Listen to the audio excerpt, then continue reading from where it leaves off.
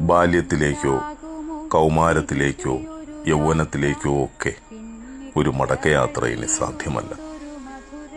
പനി പിടിച്ചു കിടന്ന പകലുകളിൽ അരികിൽ നിന്നും മാറാതെ പനി മാറുവോളം കൂട്ടിരുന്ന അമ്മയുടെ വാത്സല്യം നിറഞ്ഞ സ്നേഹം വീണ്ടും സ്വപ്നം കാണുന്നു.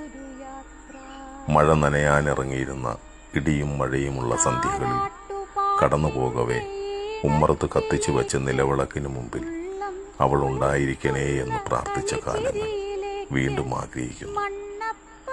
വയലിൻ മധ്യത്തെ ഏറുമാടത്തിലും പുഴക്കരയിലെ തെങ്ങിൻ തോപ്പിലുമൊക്കെ ആരും കാണാതെ കൂട്ടുകാരുമായി ഒളിച്ച് ലഹരി നുണഞ്ഞിരുന്ന യൗവനം കൺമുന്നിലൂടെ വീണ്ടും കടന്നു പോകുന്നു.